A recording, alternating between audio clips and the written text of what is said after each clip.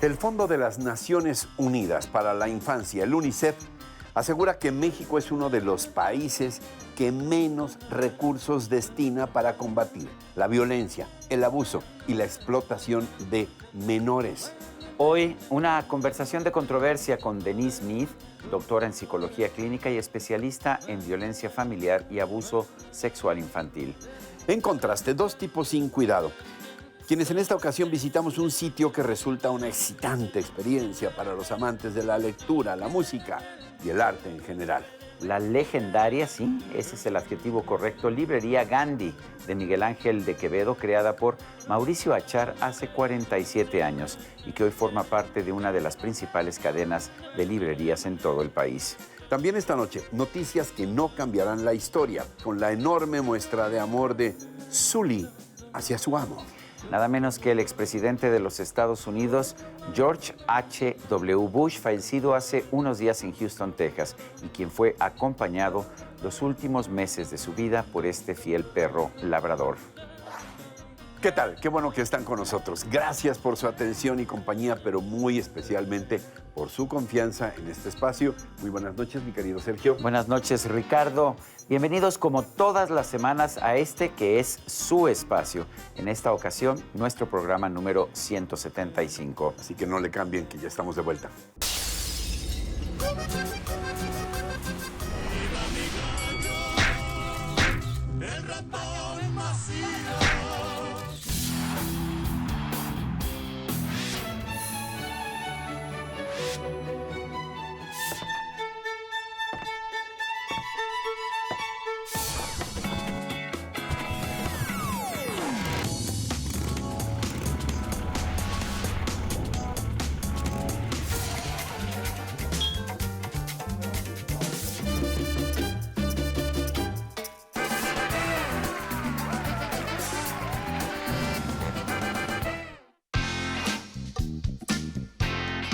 Las cifras resultan tan vergonzantes como dolorosas. 3 menores de edad son asesinados cada día en México y más de 7,000 han desaparecido en los 10 años recientes. México ocupa el nada honroso primer lugar en casos de violencia y de abuso sexual a niñas entre las naciones que conforman la Organización para la Cooperación y el Desarrollo Económico, la OCDE. Por si fuera poco, el Fondo de las Naciones Unidas para la Infancia, UNICEF, sostiene que México tiene uno de los presupuestos más bajos para combatir la violencia, el abuso y la explotación de menores, con tan solo el 1% de los recursos destinados para la infancia. Denise Mead es doctora en psicología clínica, maestra en psicoterapia, perito en psicología forense y especialista en violencia familiar, abuso sexual infantil y reprocesamiento del trauma.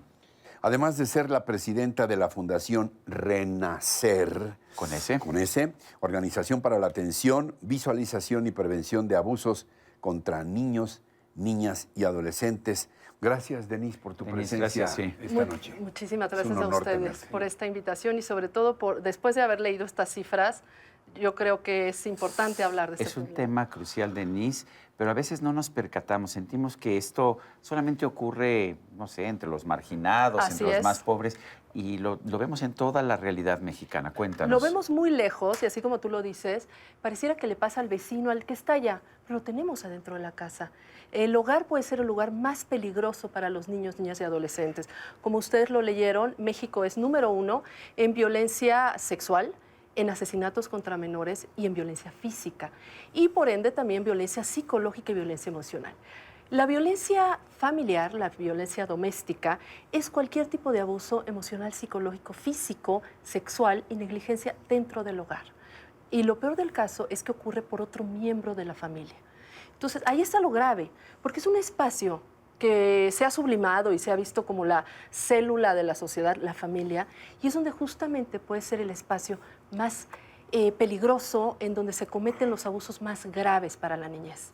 Sergio apuntaba, y tú coincidías con él, en que no es exclusivo este fenómeno de ciertos estratos sociales. Así es. ¿Cuáles son las causas que originan la violencia, especialmente contra los más indefensos, contra Así los es. niños? El por qué es una enfermedades, una deformación del alma, del espíritu. ¿Por qué? Son mitos y creencias que vienen soportadas por una dinámica patriarcal, en donde lo que está vigente ahí es el poder, el control de la familia y muchas veces justificado el uso de la violencia para el control o la educación.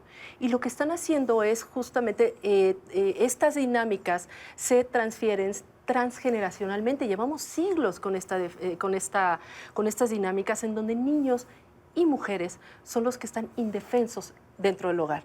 Se ha observado no solo que las personas que sufren la violencia directamente, como pueden ser las mujeres, también los niños que son víctimas de ser testigos de esta violencia también sufren terribles repercusiones sintomatológicas. Porque lo grave de esto es las consecuencias que deja y lo que aprenden los niños adentro de estos hogares. Evidentemente, si los niños aprenden estas dinámicas, hay que entender que el hogar es un modelo de aprendizaje. ¿Es como una suerte de contagio? Exactamente.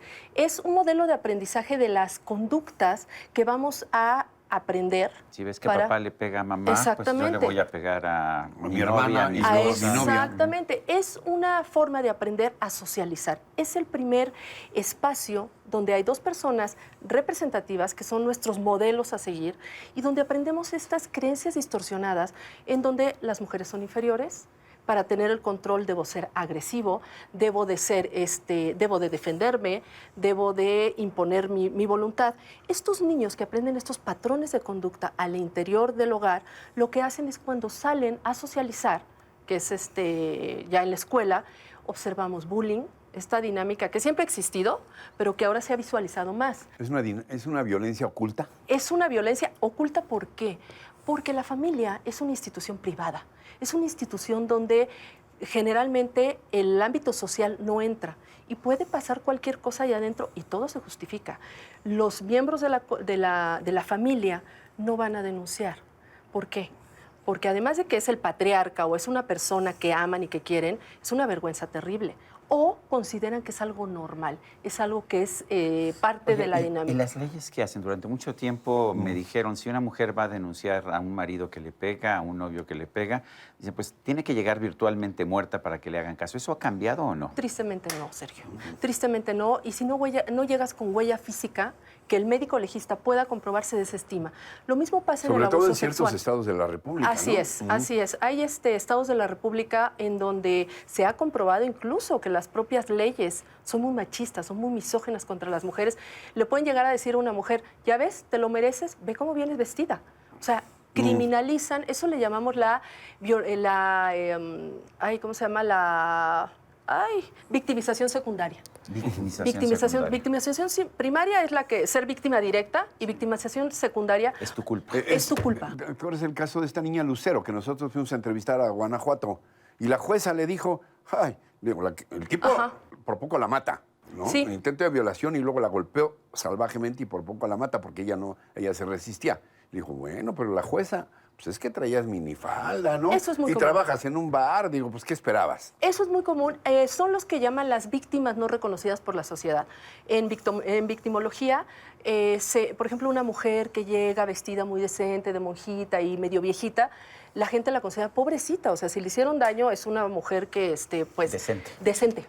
Y si llega una mujer, una prostituta, por ejemplo, una servidora sexual, llega argumentando que la violaron, como socialmente no es reconocida como una víctima, la revictimizan.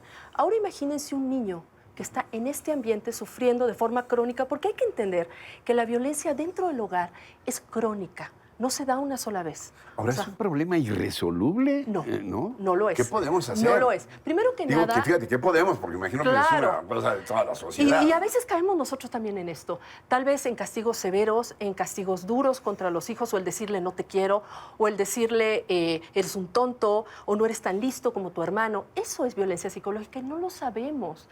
Entonces también sacar a la luz, romper el secreto de lo que es la violencia dentro del hogar, entender que son patrones distorsionados, patrones disfuncionales. ¿Y cómo rompes el secreto? ¿Qué haces? Hablando de la violencia como estos espacios, por ejemplo, aprendiendo qué significa la violencia, qué es, qué tipo de conducta si es violencia y qué tipo de conducta no lo es. Porque mucha gente no lo hace por malo. Denise, ¿qué hace Renacer y cómo ayuda en este sentido? Nosotros lo que hacemos, nos especializamos particularmente en el abuso sexual infantil, porque México ocupa tristemente también primer lugar en abuso sexual infantil. Una vergüenza. Es una vergüenza. El abuso sexual también es una dinámica que en la mayoría de los casos no deja huella física. Entonces también llegan a tribunales, a Ministerio Público y lo mismo, desestiman los casos. Solamente tenemos un 98% de impunidad en caso de abuso sexual infantil y se calcula que aproximadamente 4.5 millones de niños lo viven en México.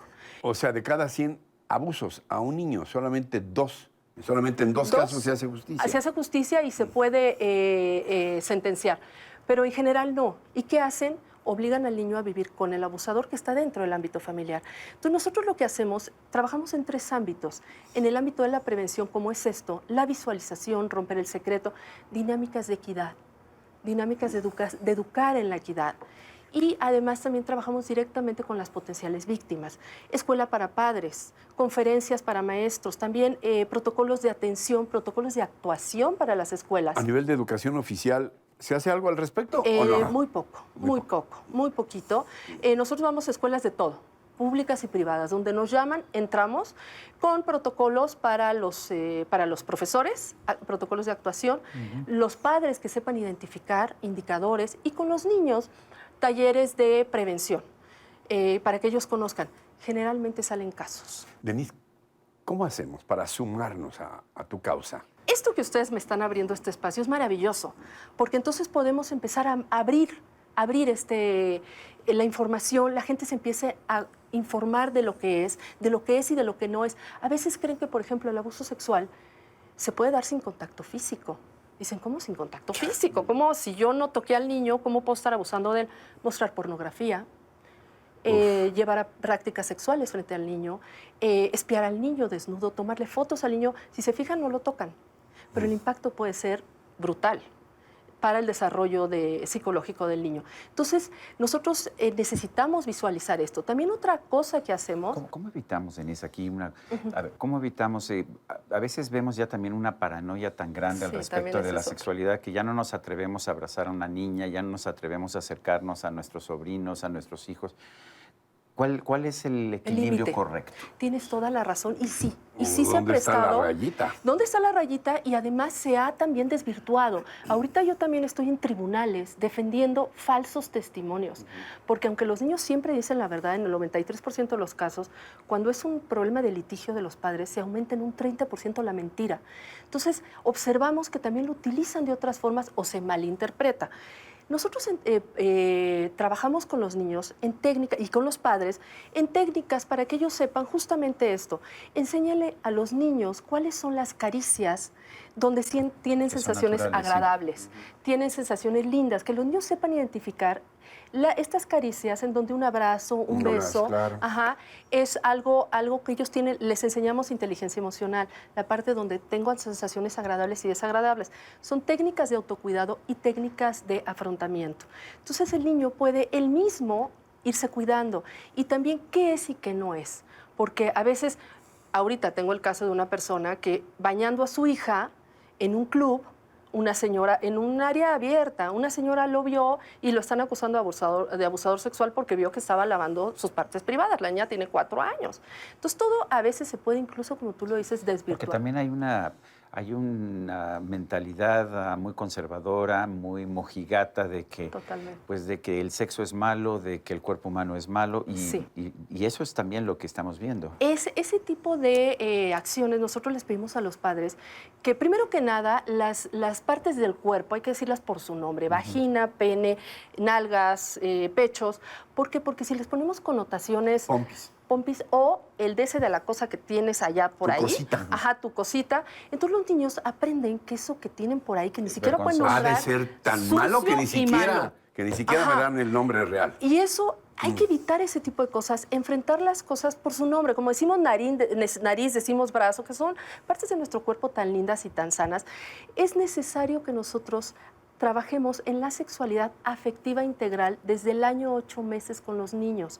O sea, los niños no son sexuados a partir de la adolescencia, los niños nacen sexuados. Entonces, si nosotros enseñamos esta educación sexual del cuidado del cuerpo, de apropiarse de su cuerpo, los niños van a poder cuidarse de una forma más eficiente que si nosotros todo lo vemos pecaminoso y los queremos encerrar en una burbuja.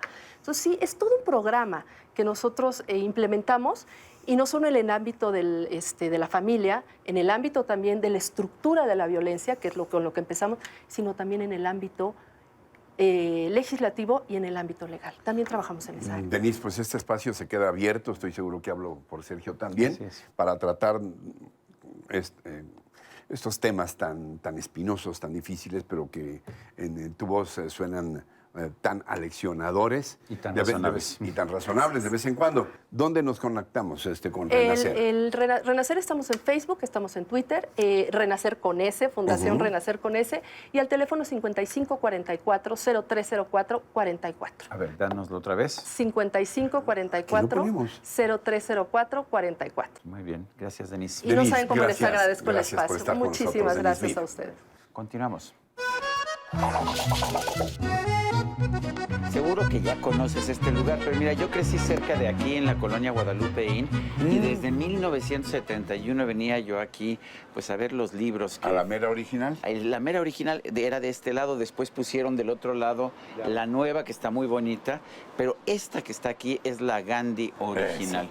Y la verdad es que siempre fue maravilloso, siempre fue un lugar para esconderse, para sentarse, para comprar libros y para tomarse un cafecito, hasta jugar ajedrez. Yo creo que decir Gandhi es sinónimo de lectura, no solamente ¿no? de cultura, sino de amor por los libros, que son dos cosas que se parecen mucho, pero digamos que la cultura es mucho más amplio el sentido, la acepción del término.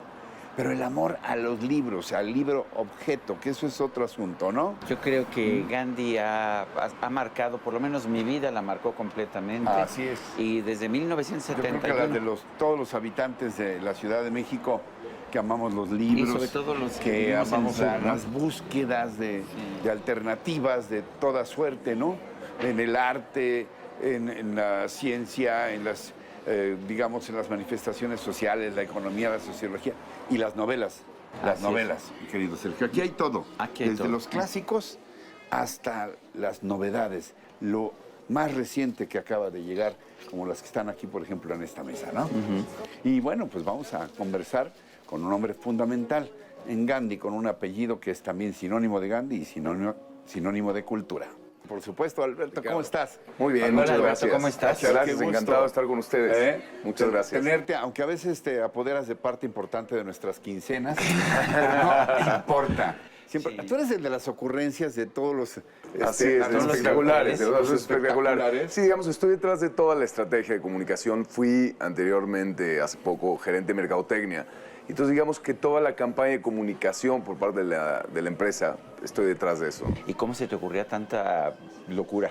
Creo que tanta locura empezó hace 17, 18 años, en que empezamos a trabajar con una agencia de publicidad y en que empezamos a trabajar, yo diría, de una manera formal la comunicación que hacíamos como empresa y entendimos muy bien la personalidad de la marca y entendimos muy bien la manera en la que le teníamos que hablar a la gente y cuál era la percepción de lejanía que había en ese entonces. Y es así como empezaron a surgir estas ideas, entendiendo a Gandhi como una marca irreverente, que le gusta el doble sentido, que le gusta el sarcasmo, que es muy mexicana, que es un observador social. Cuando dices percepción de lejanía, es que la gente le tiene miedo a las librerías, o le tenían Claro, miedo, ¿no? Sí. Había esta percepción de elitismo y en múltiples investigaciones que hacíamos aparecía como una librería que era únicamente para los intelectuales, ¿no? Y nosotros entendiendo un poco esta idea y queriendo acercar la cultura y la lectura a la gente, es que le damos la vuelta y cambiamos un poco la manera en que hablábamos para cambiar esa percepción de lejanía que se tenía. Vender la cultura y hacerlo de una manera Hacerla- entretenida, eficaz. Claro, ¿no? claro, lúdica, divertida, decirle a la gente la cultura no muerde, ¿no? Y de alguna manera acercar esa cultura a todos. Yo de chico venía y me ponía a jugar ajedrez aquí Sí, arriba. claro. ¿Se sigue haciendo eso? Claro, Sí. ese espacio mágico en donde de alguna manera, yo decía 1971, que es cuando nace la Que librería. desde el principio tuvo unos espacios Un para... espacio de cafetería, tertulias, teatro, había ¿no? presentaciones, teatros, se hacían pastorelas, que hacía aquí el fundador. Y de alguna manera ese espacio se convirtió en el semillero del pensamiento El y en Mauricio, esta cueva, ¿no? Mauricio Sí. Achar. Y se convirtió en la cueva de los intelectuales y en el semillero del pensamiento del sur de la Ciudad de México, en donde nos podíamos encontrar a Jaime Sabines, nos podíamos encontrar a Elena Poniatowska, Ernesto de la ¿Quién Peña. decide qué libros sí y qué libros no se venden en Gandhi? No, bueno, hay un departamento y hoy en día, y conforme fue creciendo la empresa, un departamento de compras que ya tiene el perfil de cliente bastante claro. Ellos hacen la selección, ellos hacen las apuestas que recibimos nosotros de alguna manera por parte de las editoriales y se hace este ejercicio de curaduría de lo que podemos ofrecer a nuestros clientes. ¿Correr riesgos? Sí, desde luego. Siempre cuando en este negocio de los contenidos... Autores muy consagrados, ¿no? Los riesgos cuando tú de alguna manera vendes cultura, información y entretenimiento son contenidos a través del papel, ¿no? Y siempre existe ese riesgo, ¿no? En donde tú de alguna manera apuestas por ese contenido y apuestas porque esta idea y lo que quiere plasmarnos en el escritor, en ese libro, sea atractivo para la gente. Y entonces vas haciendo ese trabajo de curaduría con los riesgos. Están los autores marca, que yo les llamo, en donde tienes de alguna manera en su momento a Gabriel García Márquez o a Katzenbach, por ejemplo, o en este momento a John Green o a Yuval, ¿no? Por ejemplo, a Yuval Harari, que está vendiendo un montón y que son autores que sabes que son apuestas seguras, ¿no? ¿Dónde nos conectamos? San Luis Potosí, gandhi.com.mx, está una zona especial, incluso una zona especial donde puedes ver todas las librerías y puedes entrar a conocer las librerías a través de un recorrido virtual. Una gran puerta. Así es, así es. A Gandhi, así es. al amor a los libros. Así es. Alberto, la verdad es que esta vez estábamos entusiasmados, Ricardo y yo, de que veníamos a ver a la Gandhi original, a la Gandhi tradicional. Encantado. Gracias por aceptarnos. Encantado, gracias por estar con nosotros y gracias por de alguna manera permitirnos hablar un poco de lo que ha sido la historia y de lo que hemos hecho como librerías Gandhi. Gracias, Alberto. Hasta muy Encantado. pronto. Gracias, ¿eh? Gracias. Gracias, Sergio. Alberto, sí. Muchas gracias. Y bueno, nosotros continuamos. Seguimos. Hace unos días falleció en su casa de Houston, Texas, el expresidente estadounidense George H.W. Bush, uno de los artífices del fin de la llamada Guerra Fría con la entonces Unión Soviética, luego Rusia, al inicio de los años 90. Bush, padre de otro presidente y de un candidato a la Casa Blanca, fue despedido con honores de Estado en la capital de los Estados Unidos. Fue velado en el Capitolio y tuvo una ceremonia fúnebre en la Catedral Nacional de Washington. Estuvieron para despedir a Bush, el presidente actual Donald Trump y los 4 expresidentes vivos de los Estados Unidos, Jimmy Carter, Bill Clinton, Barack Obama y George Bush hijo. Sin embargo, fue un singular personaje el que llamó la atención de los estadounidenses, quienes se sintieron conmovidos por su presencia y su actitud. Se trata de Sully, el perro labrador de 2 años que acompañó fielmente al expresidente Bush durante los últimos meses de su vida. Sully empezó a vivir con Bush, el presidente número 41 de los Estados Unidos, después de la muerte de su esposa Bárbara en abril de este año. Entrenado como perro de asistencia, Sully sabe obedecer órdenes como abrir puertas y alcanzar objetos, como el teléfono cuando suena, lo que era de gran ayuda para el expresidente, quien padecía Parkinson y utilizó una silla de ruedas los últimos años. Después de conocerse su muerte, los restos del presidente fueron trasladados a Washington para su despedida oficial a bordo del avión presidencial Air Force One, que para este vuelo fue nombrado simbólicamente Misión Especial Aérea 41. Y Sully acompañó a su amo en este vuelo para estar presente en primera fila durante la ceremonia luctuosa en el Capitolio, luciendo un chaleco con los colores de la bandera estadounidense. La imagen que conmovió a todos, sin embargo, fue la del perro tendido al lado del féretro, tomada por el vocero del expresidente y publicada bajo el título de Misión Cumplida. Poco antes de su muerte, George Bush fue visitado por Bill Clinton y ambos aparecen en esta fotografía al lado de este gran perro, calificado por su dueño como de una valiosa compañía. El cuerpo de Bush regresó a Texas para su descanso final en la Biblioteca Presidencial de Houston al lado de su esposa. Y Sully estuvo presente en el adiós de su querido compañero. Ahora este fiel perro servirá para asistir a veteranos de guerra de los Estados Unidos. Y así, conmovidos con esta historia canina, llegamos al final de nuestro programa de hoy. Pues sí, y realmente una historia muy bonita. Los esperamos la próxima semana en nuestra emisión número 176. Pero antes, queremos desearles a ustedes que pasen una muy feliz Navidad. Un abrazo intenso y muy sincero. Hasta entonces, hasta siempre.